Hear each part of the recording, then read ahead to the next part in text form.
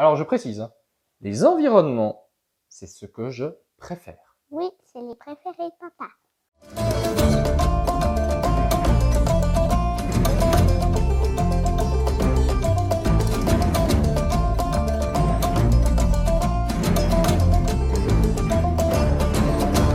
Bonjour tout le monde. Hello there. C'est le Kennedy. Aujourd'hui, on va présenter ce que j'affectionne le plus, ce que je préfère, les maquettes et les environnements du Seigneur des Anneaux, avec la porte noire qui...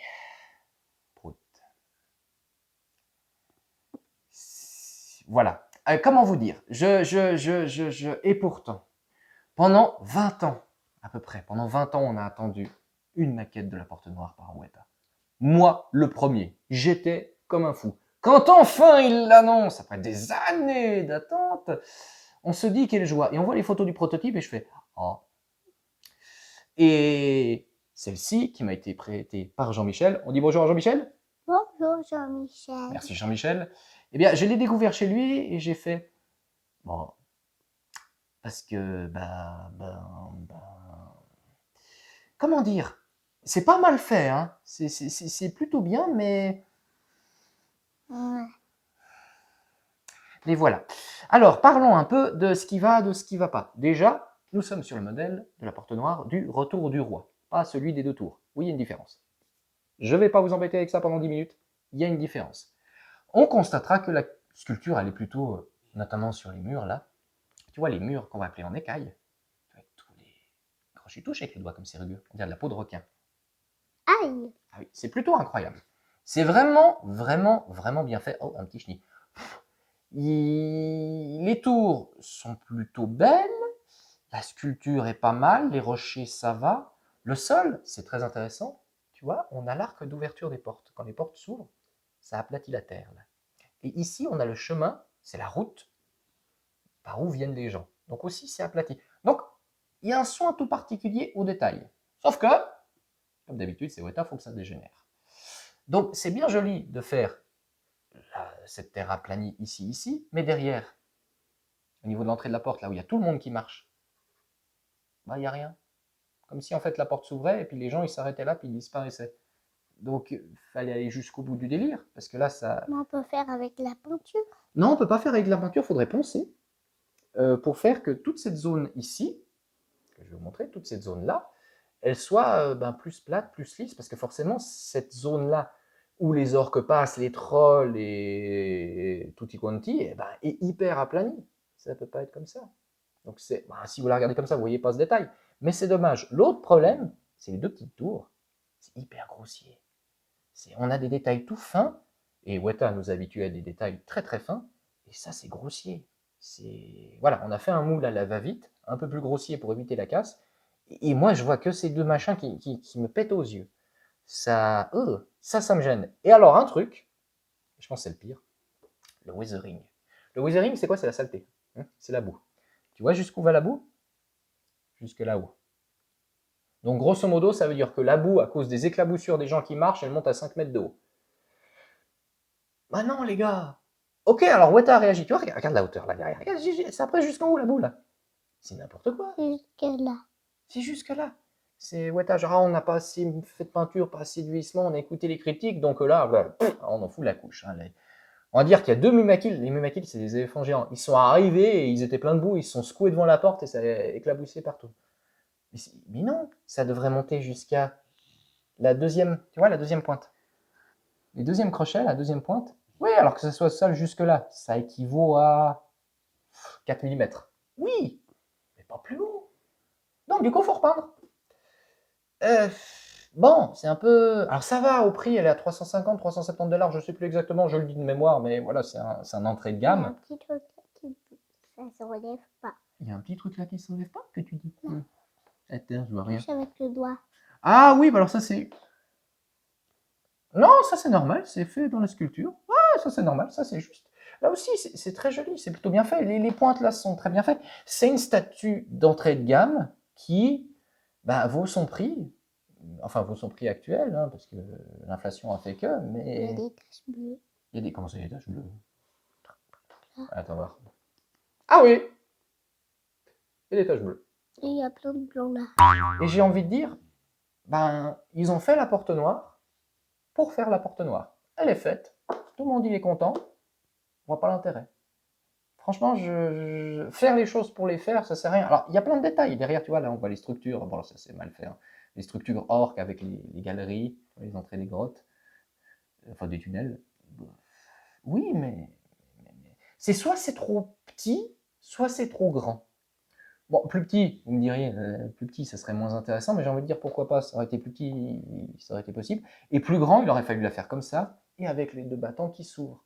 Parce que là, en termes aussi d'expo dans la collection, j'ai essayé de la mettre autour de plein de trucs. Faudrait faire des petites personnes qui marchent sur le chemin. Oui, bah, faire des petites personnes, ça permettrait d'avoir un rapport d'échelle, exactement, parce que c'est ce qui manque à cette pièce, il n'y a aucun rapport d'échelle. Moi, je le sais visuellement, parce que je sais quelle taille font les trolls et les orques, mais comme ça, on voit pas. Et on met cette pièce au milieu des autres. J'ai mis à côté Minas Morgul, Minas Tirith, Barad-dûr, moi j'adore les environnements, je les ai quasiment tous, mais celui-là, je l'aurais pas. Parce que franchement, et peu importe que ce soit, enfin c'est un peu plus de 300 balles, mais je veux dire, même à 200 balles, j'en vois pas le... ça m'attriste. Ça m'attriste. C'est pas... Ouais, c'est moyen, c'est pas mal fait, c'est moyen, rapport qualité-prix, ça va, mais c'est dommage de se donner la peine à faire des beaux détails pour au final torcher l'arrière, parce que c'est ça, torcher l'arrière, puis alors le weathering. Faire du weathering, c'est pas compliqué. L'enlever, ben, faudrait tout repeindre. Donc repeindre un truc à 300 balles parce que ça va pas, à un moment donné, c'est un peu... Voilà, et je dis, moi je suis fan des environnements, j'adore la porte noire, j'en ai rêvé pendant des années. Me proute. Oui. Mais si Joby, il aura plein de boulot à faire là. Ah oui, Jean-Mi, bah, tu sais, je pense pas que Jean-Mi va s'embêter à repeindre ça. Et c'est dommage. Puis pour faire poncer là. Non, mais alors ça, alors penser. Bah, non, Jean-Mi va jamais faire ça. Quoique, si on le chauffe un petit peu, peut-être qu'il va faire. Mais c'est dommage. C'est pas abouti. Ensuite, ils vont où les gens? Ensuite, bah, il monte sur le plateau de Gorgoroth. Là? Alors, le plateau de Gorgoroth, c'est derrière. Là, c'est derrière. S'ils tirent tout droit, ils arrivent à la montagne du destin. S'ils tirent un peu sur la droite, ils arrivent à Barab-dûr. Barab-dûr est censé être plus loin que le volcan. Alors, dans le retour du roi, il a mis Barab-dûr devant le volcan pour que ça marche bien à l'écran, ce qui est complètement ridicule. Barab-dûr ne devrait pas être passé là et dans ce sens. Mais bon, Barab-dûr est plus loin. Et si on descend plus loin, on arrive à la mer de Nourmen. Il faut marcher un bout. Hein. Puis entre-temps, tu vas te faire bouffer par des orques, par des machins, des trucs.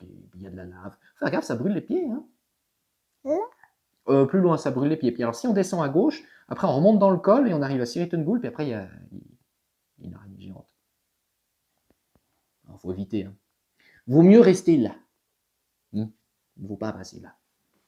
C'est pas. Ben voilà. Mais je suis triste. Je suis triste parce que c'est. Voilà. On a fait une statue pour faire une statue.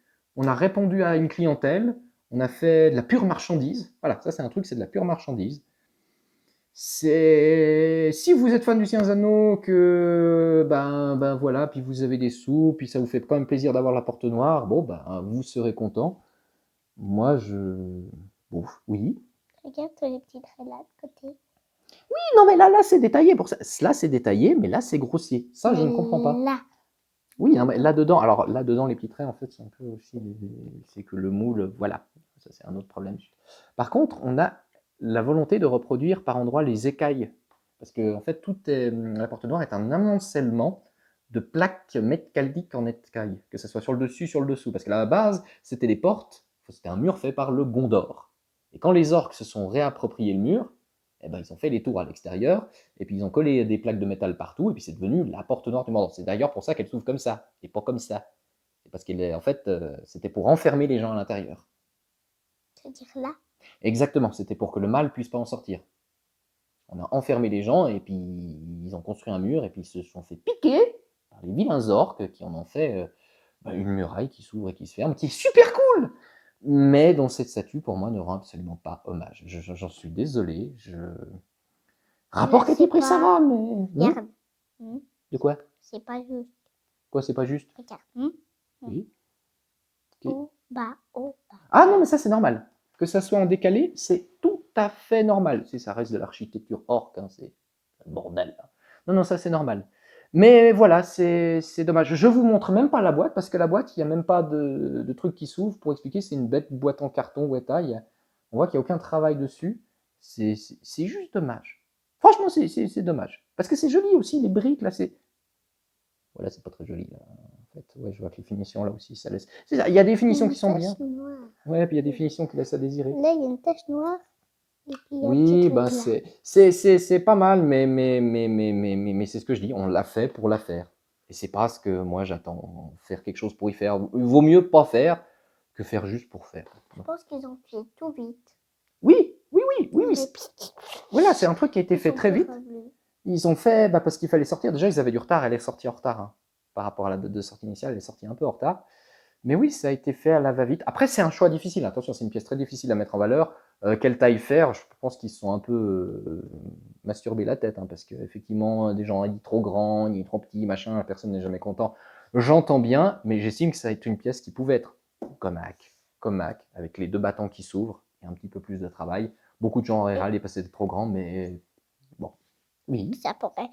Et si les portails pourraient s'ouvrir pour de vrai? Ben oui, c'est ça. Tu vois, on aurait tiré les deux battants là, parce que c'est ce que veut faire Kevin. Kevin, qui est un ami artiste, qui a pour projet de faire la porte noire qui, je crois que je sais plus ce qu'il a fait, puis qui s'ouvre comme ça.